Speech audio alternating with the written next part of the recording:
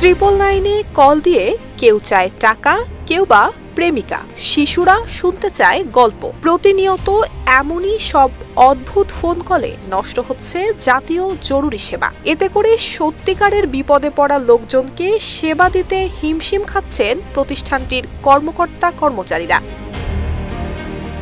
কর্তৃপক্ষ জানায়, ঈদুল আজহার রাতে 999-এ কল দিয়ে হাসি ঠাট্টা করেন বেশ কয়েকজন। কল কেটে দিলে দ্বিতীয়বারের মতো কল দিয়েও করা হয় একই কাজ। পরবর্তীতে 999 থেকে নম্বরগুলো ব্লক করে দিতে বাধ্য হন অপারেটর।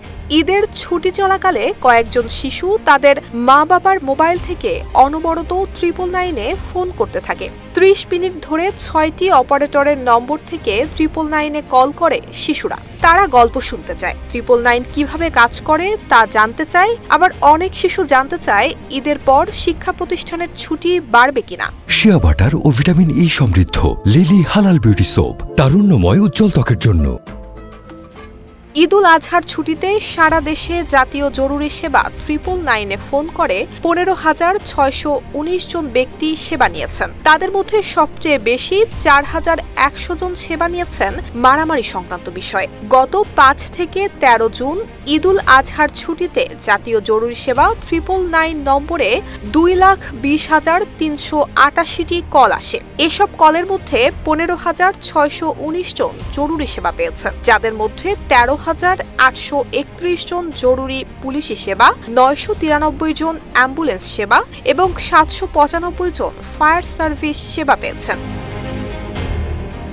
যেসব ব্যক্তি জরুরি সেবা পেয়েছেন তাদের মধ্যে সবচেয়ে বেশি 4,102 জন সেবা নিয়েছেন আধিপত্য বিস্তার এবং তুচ্ছ ঘটনা নিয়ে মারামারি সংক্রান্ত বিষয়। এছাড়া 1,214 জনকে লেনদেন নিয়ে জোর করে আটকে রাখা, 1,062 জনকে জরুরি অ্যাম্বুলেন্স এবং জরুরি মেডিকেল সেবা এবং 992 জনকে বিভিন্ন ধরনের সন্ত্রাসী কর্মকাণ্ডের বিরুদ্ধে সেবা দেয়া হয়েছে।